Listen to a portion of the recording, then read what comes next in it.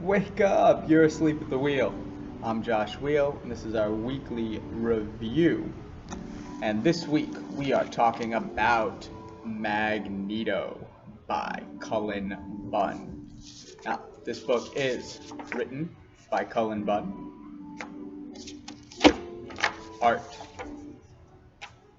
by Gabriel Hernandez Walta and Javier Fernandez, and colors by Jordie Bellaire and Dan Brown. Before we get going, I want to talk about the colors real quick before I forget. So Jordie Bellaire did the colors on 1 through 5, Dan Brown did the 6th issue. And now, colors are important. In some books more than others. They give a real feel. They affect the ambiance, just like if you're watching a film that's shot in like sepias and browns or black and white or hypercolor, pastels, technicolor. Like it gives something to like the experience. And if you read my recap of Wounded Wolf, Uncanny X-Men 205, done with the art by Barry Windsor Smith, his use of colors, especially at the beginning, really give it, like, they're part of what makes that special.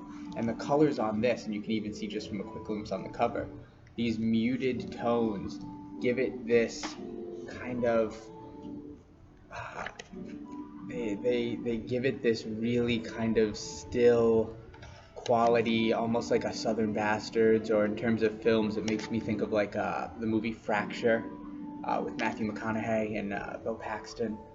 And they are part of the ambiance and the tone and the feel, because this is a very tony, feely book. Cullen Bunn is not my favorite writer. If you follow me on Twitter, read some of the other recaps, or be like, you know this already. It's not to say Cullen Bunn is a bad writer. It's just that what Cullen Bunn does best is in what I like most. He's not the best writer for me. In my experience, I found that Cullen Best works best when he's dealing with kind of like darker horror, slower tales. Kind of a, well, I shouldn't say an anti-Rosenberg, but definitely a different pace. And when he works with kind of characters, I know it tends to be, they tend to be kind of more generic stories where he's trying to do something else or play away from his strengths. This is not that.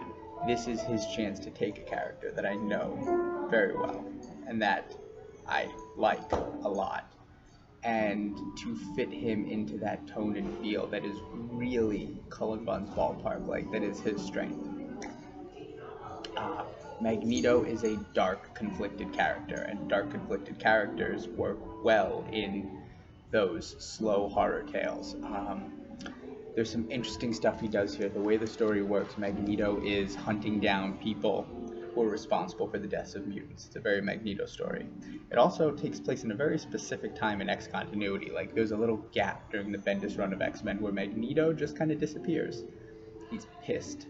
He's mad at Scott Summers for a lot of reasons, and also having trouble kind of coping and dealing with the fact that Scott Summers is like the closest thing there is to Magneto other than Magneto, and he's pissed at him. He's responsible for the death of his old friend Charles Xavier. He's responsible for his powers being a fraction of what they used to be. They're conflicted on decisions that they're making in terms of how to lead the mutants moving forward, and it's a lot, and he just kind of takes some time to go deal with some other shit. And Cullen Bunn got to tell that story, and it's perfect. Like, what Magneto needed was to feel like he was making a difference in a way that he can and Scott wouldn't, and this is that. He's Michael Myers, he's Jason Voorhees, he's a slow, unstoppable force, walking while other people are running and still managing to catch them.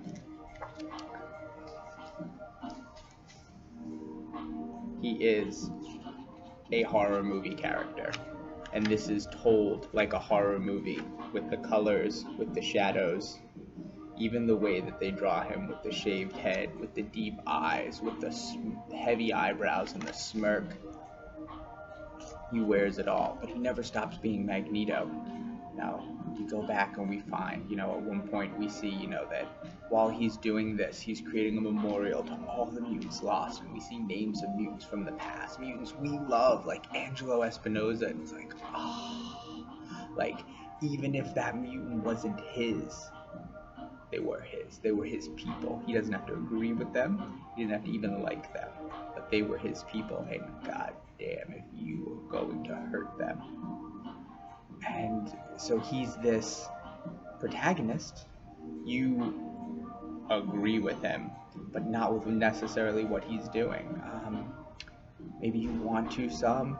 It dances that fine line, and it tells the dark, slow story with this character so well. Like, for those of us who love Magneto, we don't love grandiose, I'm gonna reverse the polarities on Earth and kill everyone Magneto. Like, we love Malcolm X Magneto. And this is a really different take on that. This is even the next line, like, at a pause in the battle, after so many casualties, setting some of the scales right. This is my favorite Cullen Bunn story. This, along with, and I will mention because it's also one of my favorite Cullen Bunn stories, but similarly, his Darth Maul miniseries that he did for Marvel a few years back, taking a character, slower scale, smaller stakes, but that personal battle that you understand but don't necessarily agree with the character you like, in a world you love, like, that's when everything lines up, and Cullen Bunn is the perfect writer for the story. And, you know, not just him being the perfect writer, but Walta on the art, Bellaire on the colors, makes this such a great book. One that you really have to just take some time to sit with. There's a powerful page, too, where, you know, he catches up with one of the humans responsible for some of these tragedies. You know, and she's talking and justifying and, you know, like, I'm not racist and I don't hate this and I don't like, you know, like, we just want a place away from mutants. We just want to be left alone, just like you, don't you? And, like, mid-monologuing, Magneto just has enough, and it's so goddamn good.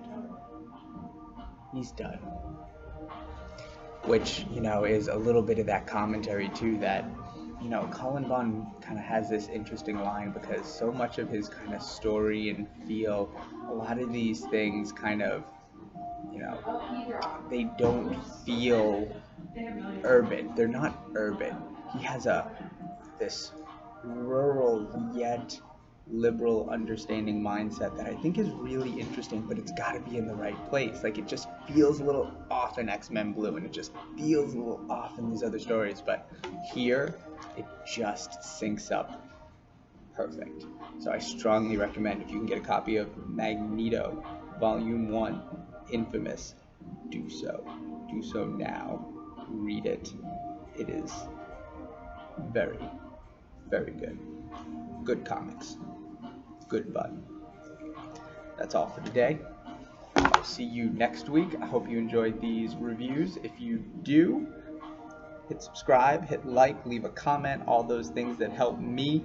Even better, share it with someone. Click the share button, the little dot, like the little brainiac symbol. Share it on Twitter, share it on Facebook, share it with your friends. Tell people, hey, check this dude out. He's got recaps, he's got reviews, he shows you where to get cool X-Men t-shirts. This is another Search Towers one.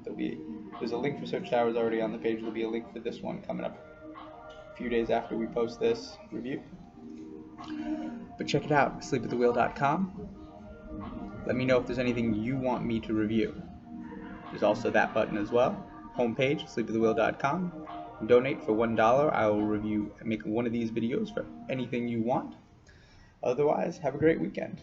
And in case you haven't noticed, I'm not in one of my usual abodes. I am actually out at Con. Not New York Comic Con, not C2E2, not WonderCon, nothing cool like that. A totally different kind of cool. This is FCTM, the Florida Conference of Teachers of Mathematics.